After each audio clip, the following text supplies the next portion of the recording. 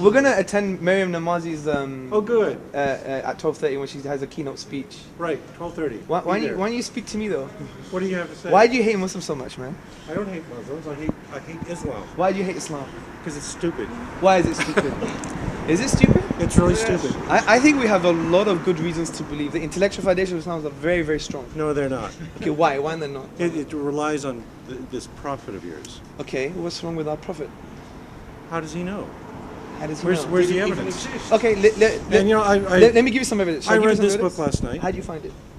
Terrible. Okay. This is disgraceful. Give me some contentions. You clearly have some money here because you can put up these nicely printed booklets. But this, you have money. You have a very nice suit on.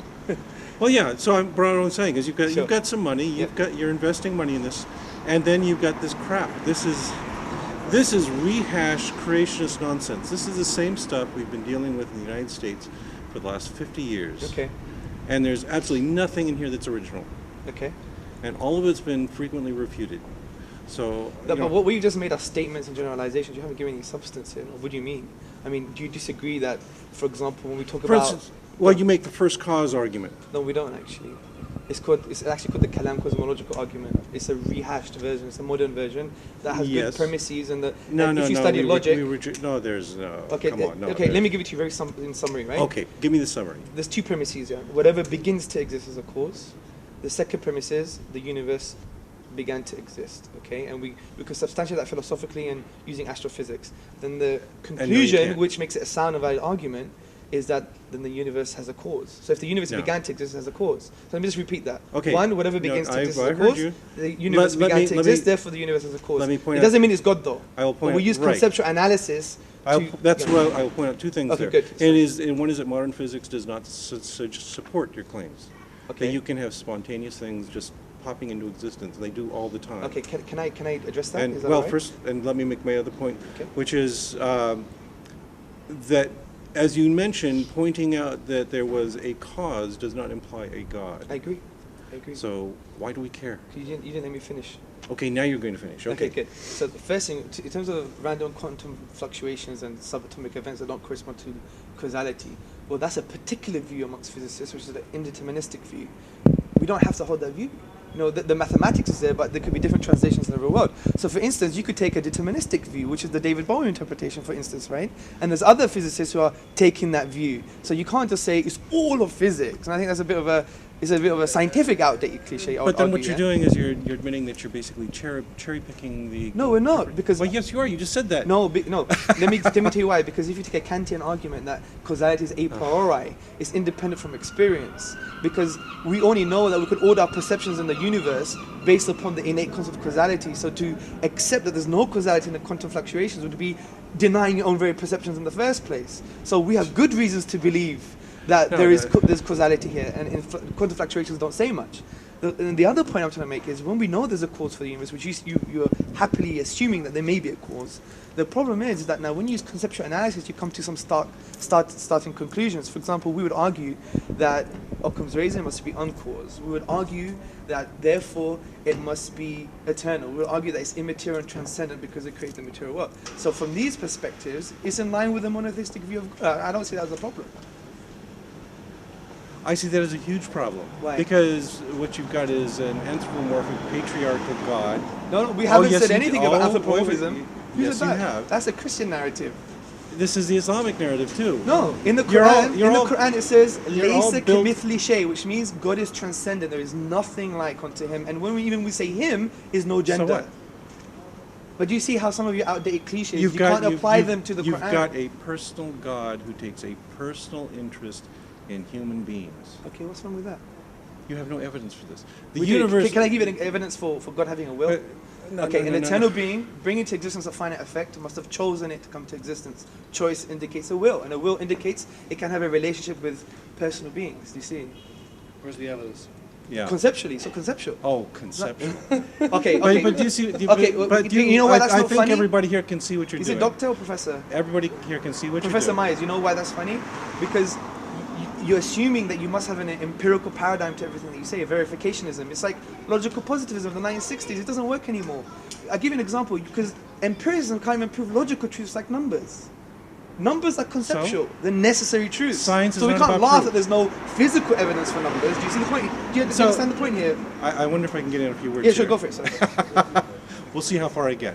I think everybody here can see exactly what you're doing. Yeah, that's fine. So what I do is mention something and you immediately interrupt and you give me this. No, I just want to address it. That's what I want to address. I I want to address it. Case proven. Yes. Go on. Okay, go for it. And that you immediately interrupt and you throw out this long series of philosophical battlegamut, which is completely irrelevant to your premise. I don't care about this philosophy, okay? Philosophy is a useful tool for generating good questions, but then science is what answers them. Science does not meddle in proofs. So when you keep talking about proofs, you're just going right over my head. I don't care. The proofs don't matter. What matters is, do we have empirical evidence for anything that you're talking about? And we do not. And in fact, we have empirical evidence that defies these interpretations that you're throwing at us. Can I address that? Why? Sure. Thank you. First and foremost, don't you think it's an unhealthy way intellectually to always require empirical evidence to form conclusions about things? Because that would go back to logical positivism. It's very crude. Wouldn't you agree? No, I would not agree. Okay, why not? Because you need the empirical evidence in order to confirm your interpretations of the world. That what we do in science is that you make preliminary hypotheses, which of course are conceptual. Sure. But then you rely on the fact that you have to generate empirical evidence about the world around you in order to test them.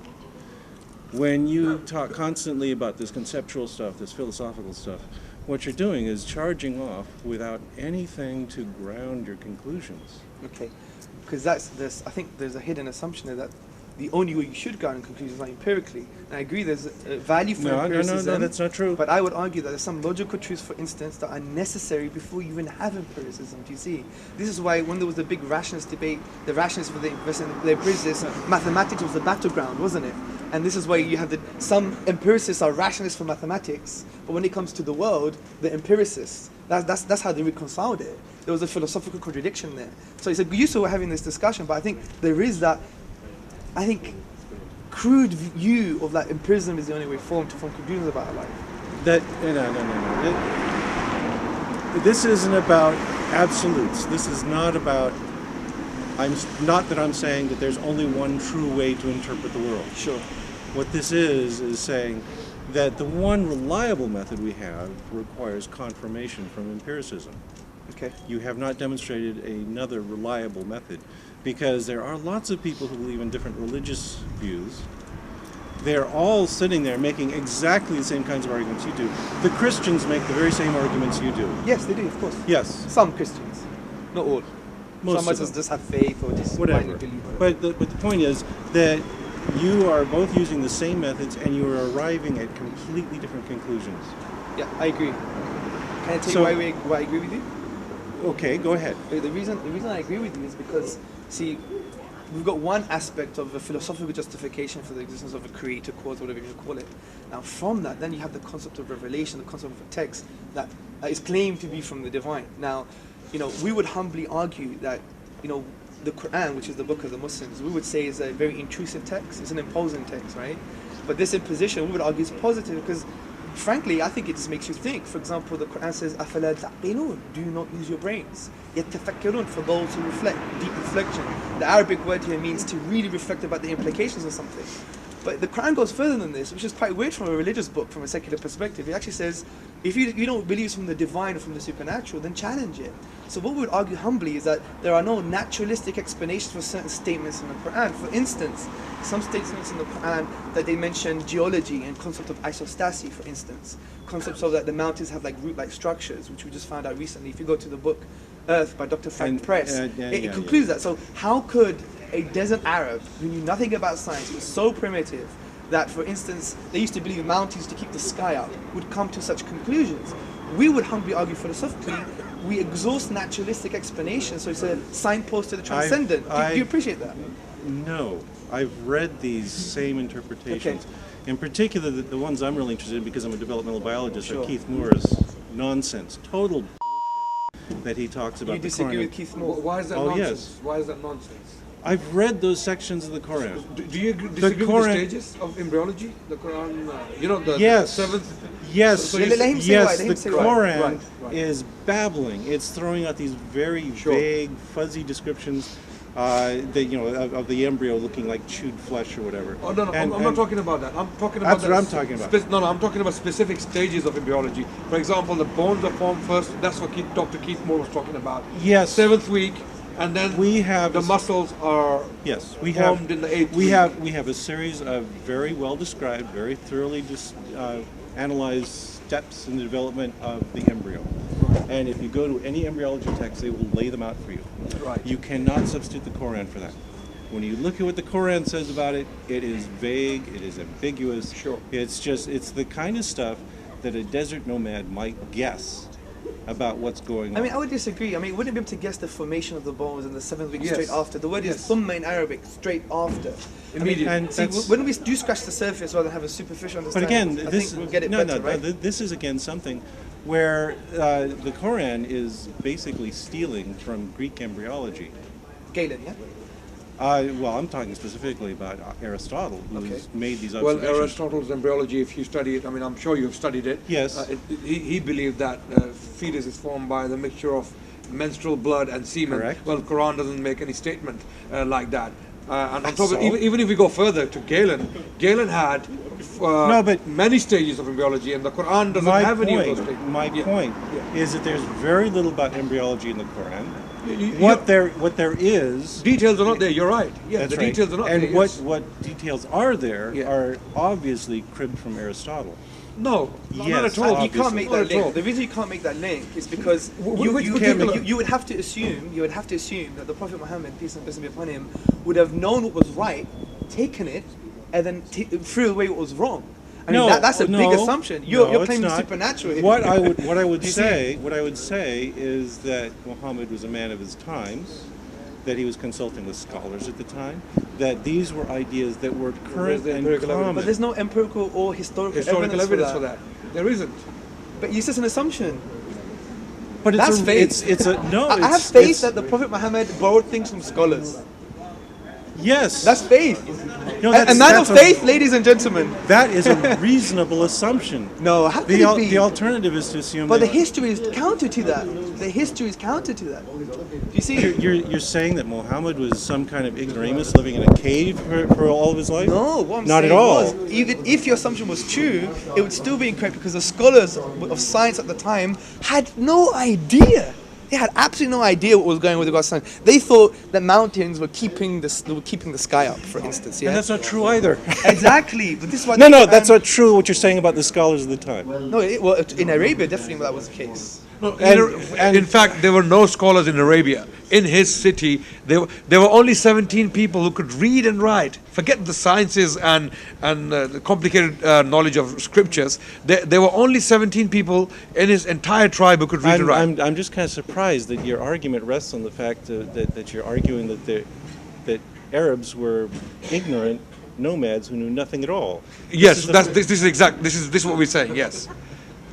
There were people who were But so killing their was many daughters. Europeans at that time as Yes. well. I mean, there are lots But of people. I like that. think the historical evidence shows that there's much more trade and communication going on than you are giving people credit Well, for. you can be ignorant and do trade. I mean, we have Yes. people doing trade today who are ignorant. And Look at the bankers today, man. and What that- they've done to us. and that They've trade- kept all our money. and with trade comes information. Like I say, when we look at the descriptions of embryology in the Quran, and we look at the descriptions of embryology in Aristotle, Sure. they're the same. Well, in what way, sir? Would you like to give us? No, I don't think they're the same. The discussion of the development of bones, etc., all these things, the fairly crude stages that are described in Aristotle, it's obvious. You may have a point there. I'm willing to accept that. What I'm saying is, I'm willing to accept that there may be similarities, not that Quran borrowed from Aristotle. My contention is that the specific stages described in the Quran, how does that match with what Aristotle said? I mean, those stages are quite peculiar to the Quran. Quran is quite unique in describing those stages because the stages- bones are formed first and then the muscles, and this is how would a desert nomad know Okay, that? right now, I'm laughing at this idea that this is a specific description of embryology. Yes, bones develop first, then muscles. I agree, it's general. Yes. No, I agree with you. It's do. general. This Professor is something Myers, that you can infer just by rational thought about embryology. You can also determine this by looking at fetuses from different animals. You can look By at desecration. aborted Sure. Yes. Why don't we get more specific when it talks about geology, right? And how could it fathom? How could anyone illiterate, where the science was counter to that time, right? How can you this is see? nothing counter to say that that mountains have roots is And they have a function that we What do you do? understand that Again. is in line with isostasy according to geologists today.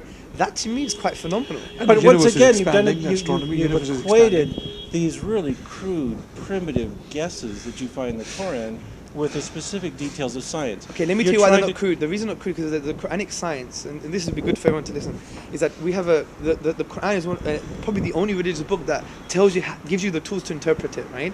So what the Quran says is you take general principles in the Quran, general values or general statements, and you refer them to specific ones related to the same topic. So in normal literature or linguistics, it's called inter and intertextuality, okay? So when we take general statements, we can make them specific with the Arabic language used in the Quran itself. So it's not crude from that perspective, and we have a scope of interpretation because the classical Arabic dictionaries were preserved, and you have a scope of meaning. So when we have the scope of meaning, we know that these things are quite specific. Significantly, even when the Quran says that the universe is expanding, for example, there's the word here, expanding, which actually means expanding in the past or expanding in the future. There is a scope of interpretation. Do you see? Yes. So the interesting thing is, we should maybe. No, it's not interesting. It's not. You're really boring me.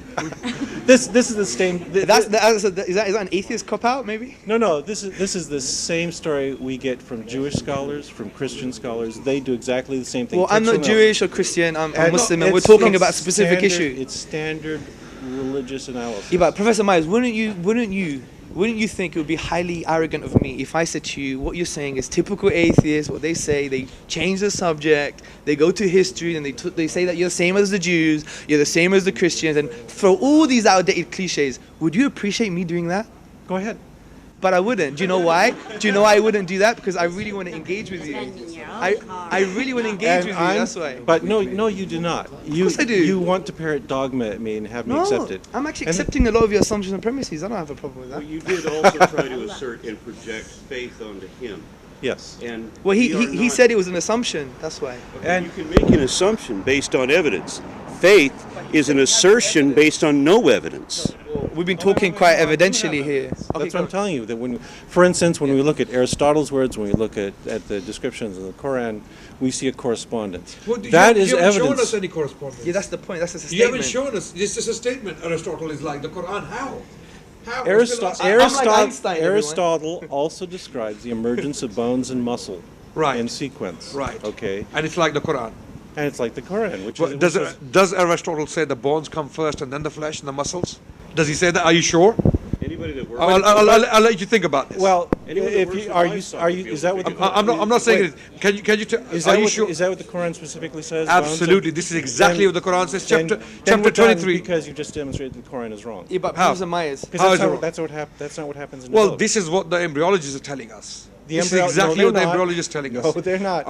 Okay. Embryologists- Let me tell you what Keith Moore said. I mean, you can disagree with him. He doesn't like Keith Moore. I don't know why you don't. What he said on the page number 364A of his book, The Human Embryo, that in the 7th week the bones are formed, and immediately after that the flesh is formed, and the flesh, the bones is are clothed with nonsense.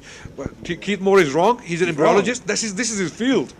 It's my field too. I know he's wrong. You're an embryologist. That yes. Oh, great! Wow, wow, that's news to me. Okay. So that's wrong because what happens first is you have differentiation of mesoderm. Right. That within the mesoderm you have segregation into things like embryonic mesenchyme, and then you have these cartilaginous centers that will form bone. Right. And these are forming simultaneously with each other. Right. Simultaneously.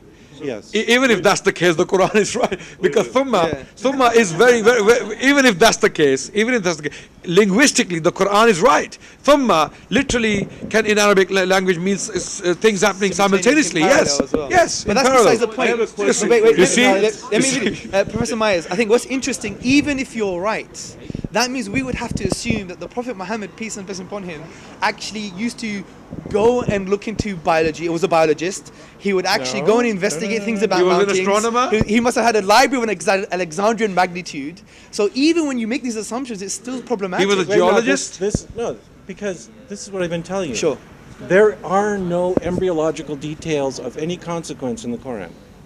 Well, This worse is not stuff. the details are not there. You're right. The This is details not are not stuff there. that requires a huge library to figure out. This requires a passing acquaintance with general knowledge about the primitive state of biology at the time. That's a fair point. Are you willing to accept now that Muhammad possibly had general knowledge about astronomy, hieroglyphics? He had knowledge of, for example, geology. Yep. He's talking about isostasis, something about isostasis. Okay, so he must have been going around studying with some scholars in Arabia. He wasn't a shepherd. He was a very literate man. The He was intellectual time. teaching in a university. He was an intellect, and all those people who believed in it at the time, there must have been blind bunch of bigots, and they just followed him just for the sake of it, just to have a drink. No, I've been saying quite the opposite. I'm saying that he's a man of his times, that he was part of a culture, Right. that the Arabs of that time were not quite as primitive and dogmatic and ignorant as you seem Well, to it claim. depends what books you're reading, sir, because Yeah. this is my I'm saying they had. I'm a historian from the University of London, and I'll refer you to the books of Irfan Shahid, who's an authority in this field, the pre-Islamic Arabia, and he states that Arabs at the time were a primitive society. Yes. And now you're saying yes. Well, no, I agree that they were. Well, if That- they were primitive in the sense they were not. That's exactly what I'm saying. There was no Arabic language you- written down at the time. On the one hand, you are complaining that there's this detailed, wonderful science Sure. in the Quran Yes. that he could only have learned from, revelation. Sure. And I'm saying that no, that what you find in the Quran is an extremely primitive science. There was nothing more than the common man could have learned from, general interactions with learned society at the time. Like mountain roots as well. How would they even know that? There was not even knowledge at that time. Mountain roots. Whoop-de-doo again. It's all it's saying is that you've got this mountain that's going up here, and there's a lot of depth beneath it. And then they would understand the function of that as well. Yes. The function. It is. Yes, the function of the Quran It is is, absolutely. to anchor the crust and things like. And that's not the case. That's again wrong It's geology. not to anchor the crust at all. What is it for? It's actually to,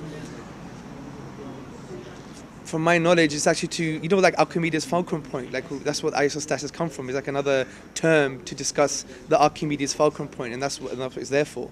That was the The discussion really sad there. thing here is you're missing the enormous picture to focus on the pixel. Yes. Right. Okay? The enormous picture is that you have something that only communicates with the least credible possible proponent. And he wants you to believe impossible nonsense for no reason. And only if you believe impossible nonsense for no reason will you be saved. And you will get unimaginable rewards if you believe whatever the priests are selling. And you will suffer a fate worse than death if you don't buy into their nonsense. That's not true. That's quite a sexy way of looking at it, I think. Sexy way to look Yeah. I mean, well, you've. language barrier here. You're all about the sexy way. No, you've sexed it up slightly, right? Because actually, what I've just discussed with Professor, right? Yes. Yeah, But Professor Myers. What I discussed with Professor Myers was like actually the Quran is quite opposite to that. It's not a text that says believe just because I say so. It actually tells you to, for example, أَفَلَا تَعْقِلُونَ. In Arabic it says, do you not use your mind, your intellect? So it's telling you and trying to evoke thinking. Do you see? I just want to make sure we don't have a language barrier. So when I said that you are punished for not believing, you're saying that I'm wrong, that in your religion you are not punished simply for not believing. No, you're right, but it's bigger than that. It's an existential question. I was right. No, well, What else am I wrong about? well, I think the way we connect with each other is not by having yes or no answers, but having a conversation, right? So it's an existential question. For example, see the. Hold on just a second. I want you to think for a moment about the creator of the entire universe. Yeah. Doesn't give a rat's ass whether you do anything good or bad in your life. All that matters, the sole criteria, is that you are gullible enough to follow the story of the least credible illiterate proponent you can follow. That's the sole criteria, and that's all. No, that's not true. Okay, There's two that's things. not it. Let me- Then an unbeliever could be saved. An unbeliever would not go to hell. If all unbelievers go to hell, then the sole criteria is gullibility. Let me give you an example. First and foremost, what we say is that the Qur'an says we do not punish anyone until they have given the message. And there is another concept in the Qur'an called Dalil Burhan, which means conclusive evidence that you require as to be conclusive. Now the second thing is, because the message is good for you, that's why. And we've seen that in history. So no, well, maybe no. There's another point. Let's not get stampeded here. This is just one at a time. No stampedes. Okay. The other point is an existential question, because we believe in Islam of this philosophical principle called the fitra. Fitra means the innate disposition, and we believe that human beings have been created with the innate disposition to acknowledge oneness. Okay, it's a spiritual concept, the oneness of God. And what we say is, when we deny ourselves, that's why the question who you are is an existential question in the Quran, saying, who are you? Are you just a product of American society? Are you a product of capitalism? Are you a product of communism? Are you a product of the system? Are you a product of your parents? If you are, then who are you? You're just like a social biological robot that someone types in the code and you just act in accordance. And the Quran says, don't do that. Think about your reality. And it says, are you just going to follow your forefathers? And it says, literally, even if they were based on no knowledge. So it's an existential question. And from that we say, if you don't know who you are, then you're just rejecting yourself. And God says in the Quran that to deny God, or to reject God from that innate disposition perspective, is like denying your own self. Okay. So the point I'm trying to say is it is an existential question, and that's why it's useful to always have these kind of good discussions all the time. No, my primary interest is in phylogenetics. So when I go to deny myself, I would have to deny that I am an evolved ape. That's what I am. That's what we all are. The Quran, so far as I know, in denying evolution, denies itself. And you are telling me that what I have to instead adopt is... The Quran doesn't talk about evolution. Regardless. So, what you're telling me, it talks about Adam and Eve and all of this, and the great flood that we know didn't happen and all of that. But apart from all that, you're asking me to accept this uber-galactic super being. No, the Quran doesn't talk about the great flood either. Okay. Just to clarify, the important point is you're asking me to accept this uber-galactic super being, of which we have no evidence at all, from a system of religion which has so far only produced failure in every predictable sense, and you want me to believe that this thing will punish me simply for not believing, and it wants me to believe the least credible people and the most improbable stories, and I'll be punished if I don't. How is that not a criteria of gullibility? So there's two assumptions here. First and foremost, said there's this galactic being that doesn't exist. I would deny that. I think there's very good reasons to believe that a divine exists, and I could articulate them for you. You can read this book. You'll discover it's bullshit all the way through. Professor Myers, because we really want to listen to Maryam Namazie, because she has outdated cliches about the Sharia, right? Especially when she talks about rape using 4 witnesses. That's nowhere in the Sharia. That's not at all. Testimony is enough. Booklet, I just read a booklet. It's a joke. It's but a anyway, joke. we'll listen to that. The thing is, if we pay for your ticket to come down to London, would you have an intellectual dialogue with us with a non-Muslim coordinator? An intellectual dialogue with you about what? Or what we've been just doing so far?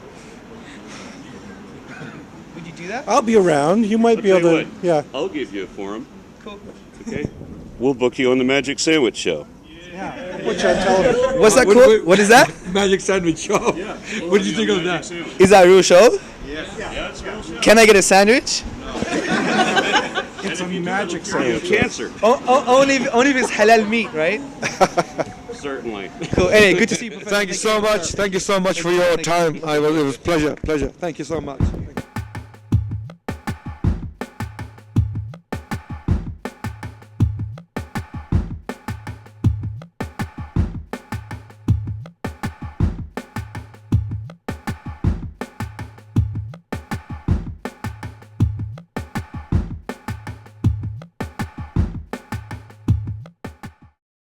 Thank you.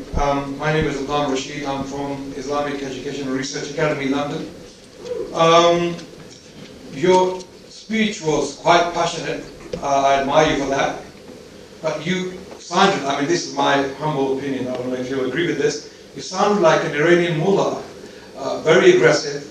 I mean, you even used the term during your speech that we need to be more aggressive. It doesn't help the atheists to be aggressive to the people of religion, because if anything, the people of religion, they think that atheists are just like those inquisitors in the past. and if they come to power, they will eradicate any kind of religion from the face of this earth. Coming to the point of Sharia law, I mean, you raised some interesting points during your passionate speech. If you study some of the modern academic studies, I mean, I'm a historian myself from the University of London, and I have studied extensively. I mean, I've been studying Sharia law for 10 years almost, and I've studied some of the works by some modern historians and academics about the Sharia law and its fruit. Some of them argue that Sharia law, in fact, was one of the best things which happened to mankind. Let me elaborate. I know it's funny. I know it's very funny. Well, let's see if it's funny when I finish. One of those people is from SOAS, Professor Thomas Arnold. He stated in his book, Preaching of Islam, that Islam saved many of the minor Christian sects and the Jewish religion from extinction, from the Catholic Church or the persecution of the church. Then you talked about the Enlightenment. If you study the history of Enlightenment, a lot of the enlightened works were coming from the Islamic lands, such as Islamic Spain, Al-Andalus, and the fruit was directly the fruit of Sharia.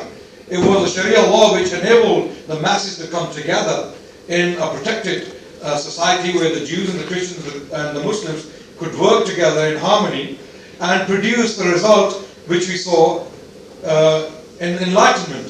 So there is a side which you presented which is kind of very vicious, and there's another side to it which is presented by the academics and historians of the University of London. One such people is Charles Burnett. I don't know if he's an atheist or a Christian, but he's definitely not a Muslim. Charles Burnett, he has written extensively on the influence of Islam on the European intellectual tradition, and he argues also that Islam played a major role in the enlightenment of Europe and civilizing the Europeans. So Sharia law had good fruits as well. So can you talk about this fruit as well, please? Thank you.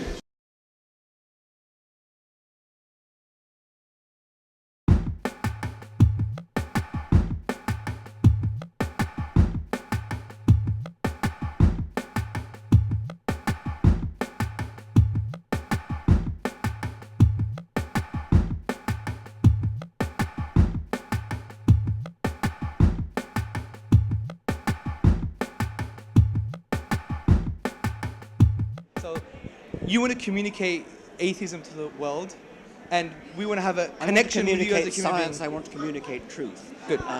Do you believe in evolution? Do I believe in evolution? Yes. I believe that I don't have adequate information to even make that judgment. Well, that's very sensible. Now, let me give you some adequate information. Oh, please do so. Okay. The evidence for evolution is absolutely solid. It's as strong as the evidence that the planets orbit. You do believe the planets orbit the sun, do you? Yeah. Yes, I did science as a bachelor's. Well, you did science, so why don't you know about evolution? Because it was psychology, that's why. Well, psychology ought to include evolution because the human mind, the human brain, is an evolved organ. Okay, the evidence for evolution, although it happened a long time in the past, so you can't actually see it happening, or most of the time you can't. Nevertheless, I use the analogy of a detective coming on the scene of a crime after the crime's been committed, so you can't actually see it happen. But what you see is all the evidence, all the clues, all the fingerprints, all the footprints and everything else. And that adds up massively, more strongly than any court of law. I agree with this, yeah. But the only contention some religious philosophers have, for example, not all religious people don't like science. Many religious people like science. For example, a lot of the scientists were revived from the Islamic history, as you know. The question that they would have is, evolution is a non-complementary paradigm with what's happening in cosmology, for example. For example, if you look at physics and the constants, some people say there'll be a fine-tuning here. There's some form what do you of design. mean by non-complementary paradigm? Because, what do you mean? For example, I think you answered that question well in your book, page 157, 158, when you said we don't have an answer for physics like we do as in evolution. So the question you posed was, who designed the designer? Yeah. And I think what some Islamic philosophers contemporary would say, That's an interesting question, but even in the philosophy of science, and I think downstairs you wanted to ignore that question about the philosophy of science, the best explanation doesn't require an explanation. And to have an added infinite regress of explanations undermines the very fact that we need an explanation. So the design argument is more plausible than the chance with regards to the fine-tuning of the universe, which has nothing to do with evolution. That's No, it's way nothing to do with it. away. It's a question of physics. Yeah. But how can it possibly be helpful to explain the origin of the universe, to postulate something complicated like a god? Why don't you say it's something like a spontaneous quantum fluctuation, something like that, which is simple? Richard, that's a very good point. Which is simple. That's a very good point. But haven't you assumed that God is complicated and made of many parts? Well, God's got to be complicated, hasn't he? Otherwise, because he couldn't forgive your sins and listen to your prayers. But you're misconstruing physicality for like an entity with ability. Someone may be able to do complex things. Doesn't make his nature complex, though, surely. Because I think you're superimposing. What are you talking about? Okay, do you want me to clarify? If God is capable of listening to prayers, forgiving sins, knowing when you've done wrong and punishing you for it, how could he possibly be anything other than complex? So are you saying that the design argument is not plausible because it creates more questions than it answers? Is that what you're saying? Yes. Okay, but don't you think then a bloated multiverse or multi-universe is far more complex? No, I don't actually. A bloated multiverse. It has no rational force, does it? A bloated multiverse is actually rather simple. It's just very wasteful. It's very uneconomical. Yeah, but doesn't go in line with Occam's razor, though. Do not multiply. Yes, it does. Right. It does really. No, it does rather. How does well, it do that? it's not. For a start, it's not beyond necessity. If it actually helps to explain something, it's not very complicated. It's just saying there are lots and lots and lots of universes. Well, you're saying there's an infinite amount of universes. Well, I'm not saying that, but that's the theory. Some physicists do. I'm not necessarily. Designed by an intelligent creator, omnipotent creator being. Can you just run me past why, if we're all designed, most religious people, first thing they do is chop off half of the genitalia? I got to go. Take care, Richard. Thank you very much.